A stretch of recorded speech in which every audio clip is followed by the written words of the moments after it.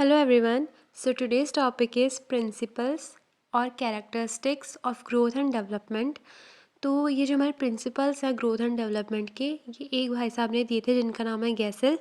ये फाउंडर थे clinical child psychology के। इन्होंने स्टडी की जेनेटिक्स पे बच्चों में, और इन्होंने ये कंक्लूड किया कि सारे बच्चे जो होते हैं उनका growth and development pattern same होता है। स्टिल सब बच्चे एक दूसरे से अलग अलग होते हैं, कोई भी बच्चा एक दूसरे से बिल्कुल सेम नहीं होता, पर जो उनका ग्रोथ एंड डेवलपमेंट पैटर्न है वो सबका सेम होता है। तो हमारे पास सबसे पहला प्रिंसिपल इन्होंने ये दिया कि development is similar for all. इसका मतलब ये है, मैं एक एग्जांपल से बताती हूँ। जैसे कोई भी बच्चा है वो सीधे दौड़ना नहीं सीख जाता। सारे बच्चे पहले खड़े होना सीखते हैं, देन वो वॉक करना सीखते हैं। कोई भी बच्चा सीधे मिल्खा सिंह नहीं बन जाता, ठीक है। सेकंड प्रिंसिपल हमारे पास ये है कि development proceeds from general to specific.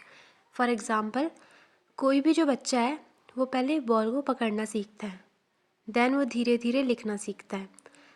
सीधे कोई भी बच्चा अपने फिंगर्स यूज़ करना नहीं सीख जाता है, पहले वो अपने पूरे हैंड्स को अच्छे से यूज़ करना सीखता है, देन वो अपना फाइन मोटर डेवलपमेंट करता है, यानी कि फिंगर्स को यूज़ करता है। और ये सारे बच्चों में कॉमन है।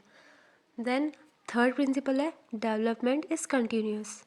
अब ऐसा नहीं होता है कि कोई बच्चा है उसका एक रात में डेवलपमेंट हो गया, आज वो पैदा हुआ अगले दिन उसने बोलना स्टार्ट कर दिया अलग अलग लैंग्वेज, ऐसा नहीं होता। पहले बच्चा कूज करना सीखता है, देन गरगल करना सीखता है। ये सारी साउंड्स होती है जो बेबीज़ प्रोड्यूस करते हैं डेवलपमेंट के टाइम पे। धीरे धीरे प्रोग्रेसिव उनका डेवलपमेंट होता है, चाहे वो स्पीच का है या फिर किसी भी डेवलपमेंटल चीज़ का है। चौथा है development proceeds at different rates. तो जो डेवलपमेंट है उसका रेट हर एज में अलग अलग होता है। जैसे कि जो इन्फेंसी है उसमें बहुत ज़्यादा ग्रोथ एंड डेवलपमेंट देखने को मिलता है, देन प्री स्कूल एज आने तक थोड़ा सा कम हो जाता है उसका प्रोग्रेशन, देन अगेन प्यूबर्टी जैसे हिट होती है वैसे ही बहुत सडन ग्रोथ एंड डेवलपमेंट होता है। अगला प्रिंसिपल है फिफ्थ, देयर इज़ को relation in growth and development. इसका मतलब ये है, फॉर एग्ज़ाम्पल, जैसे अगर एक प्री स्कूलर चाइल्ड है, उसका इंटरेस्ट किस में होगा? उसका इंटरेस्ट बहुत ज़्यादा स्पिरिचुअल एक्टिविटी इन सब में तो नहीं दिखेगा जो हमें एडल्ट्स में या फिर एल्डरली लोगों में दिखता है। उसका इंटरेस्ट किस में होगा? टॉयज़ वगैरह में होगा। तो ये था हमारा there is a correlation in growth and development. उसका जो इंटरेस्ट है उस टाइम, उसका जो माइंडसेट है, उसके जो फिज़िकल ग्रोथ है, इन सब के अकॉर्डिंग होता है। अब हमारे पास अगला या फिर सिक्स्थ प्रिंसिपल ये है कि development comes from maturation and learning. For example, एक बेबी है, उसका बर्थ ऐसी फैमिली में हुआ है जिसमें सारे के सारे म्यूजिशियन हैं, तो कहीं ना कहीं उसका जो न्यूरोमस्कुलर ऑर्गेनाइजेशन होगा बच्चे का, उसमें जो म्यूज़िक के लिए एप्टीट्यूड है वो बहुत ज़्यादा अच्छा होगा। और अगर उस बच्चे को ऐसा इन्वायरमेंट प्रोवाइड किया जाए जिससे उसकी इस चीज़ में ग्रोथ एंड डेवलपमेंट हो, तो उसके लिए काफ़ी बेनिफिशियल होगा, मतलब उसकी ग्रोथ एंड डेवलपमेंट काफ़ी अच्छी होगी अगर वो अपने इन्वायरमेंट से लर्न करे तो। पर अगर उसको ये इन्वायरमेंट ही ना दिया जाए तो क्या फ़ायदा उसके अंदर ये एबिलिटी होने का, फिर कैपेसिटी होने का, है ना। इसीलिए कहा गया है कि development comes from maturation and learning.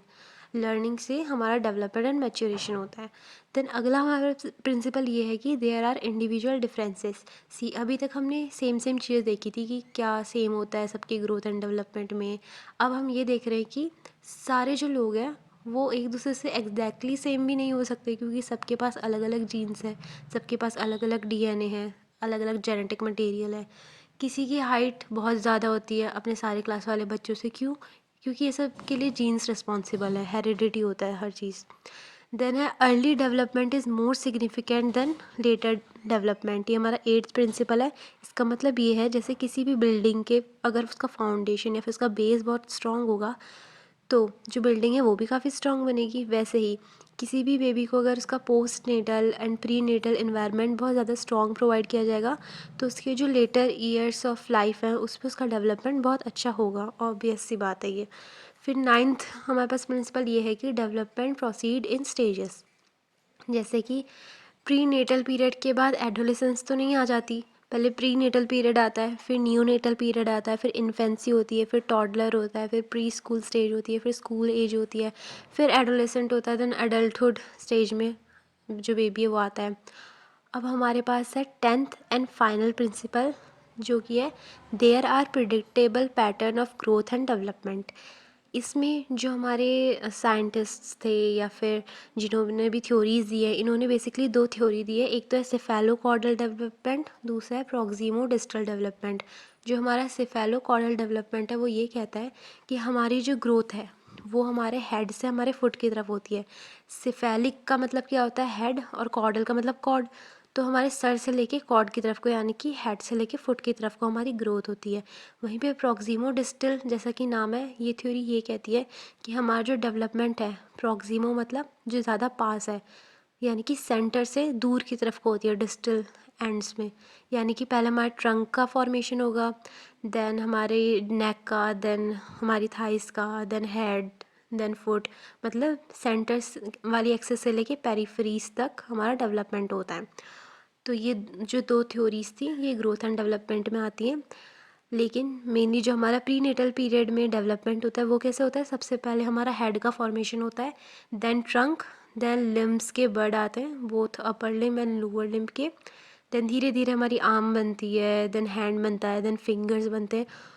उसी तरीके से जैसे वो फंक्शन करते हैं, जैसे कि पहले हमारी आर्म फंक्शन करना सीखती है, देन हमारा हैंड अच्छे से फंक्शन करना सीखता है, उसके बाद ही हमारा जो फिंगर्स हैं उन पे हमारा कंट्रोल आता है।